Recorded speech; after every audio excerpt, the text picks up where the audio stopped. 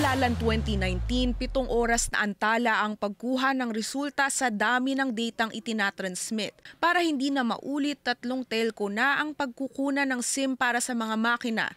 Yan ang Smart, Globe at Dito. 120,000 ang manggagaling sa Smart, tig 60,000 naman sa Globe at Dito. We wanted immediately, pagkatapos na matapos ng alas 7 ng gabi ng pagboto, dapat ba mga 7:30 nakapag-transmit na o hanggang 8 o'clock ang mismo mga makina. Pero tatandaan natin, bago kasi mag-transmit ng results, ay mag-iimprenta muna ang lahat ng makina ng siyam na election returns. At yung siyam na election returns ay pamamahagi na kaagad sa iba't ibang entities. Dagdag ni COMELEC Chairman George Garcia, ipapaskil agad sa labas ng mga presinto ang mga resulta. Bago mag-transmit ang Dito, ang Smart, ang Globe, alam na ng lahat, ng watchers, ng observers, ng Citizens Arm, ng partido, kung ano ang nakuhang boto ng bawat kandidato sa bawat presinto. Sabi rin ng poll body chief, may isang main at isang backup SIM para sa bawat makina. Para sigurado, may isa pang backup plan ang COMELEC. May mga plan A, plan B tayo kung sakaling mag-fail ang transmission using Starlink.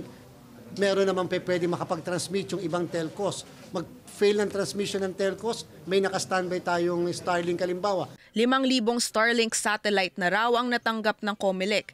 Pero nangako ang kumpanyang makukumpleto ang delivery ng 7,000 satellite bago matapos ang taon.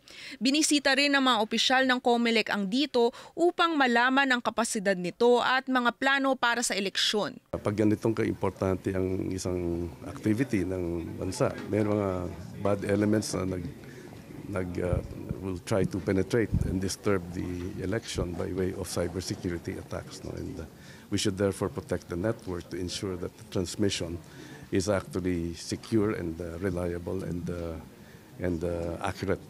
Kasama rin sa pinresenta ng Dito Telecom Unity ang paggamit ng cloud. The cloud is very secure because it's a private cloud on virtual private network dedicated dun sa activity ng COMELEC to transmit election returns. And that cloud is protected with security layers so that it cannot be penetrated.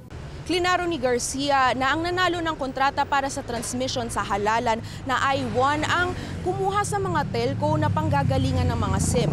Ngunit dapat pa rin pumirma ang COMELEC sa lahat ng kontratang papasukin ng I1 para sa eleksyon. Dagdag ni Garcia, kailangan isumite ang lahat ng produkto ng transmission sa COMELEC dahil ito ay pagmamay-ari ng komisyon. Para sa Agenda, Agatha Gregorio, PNC.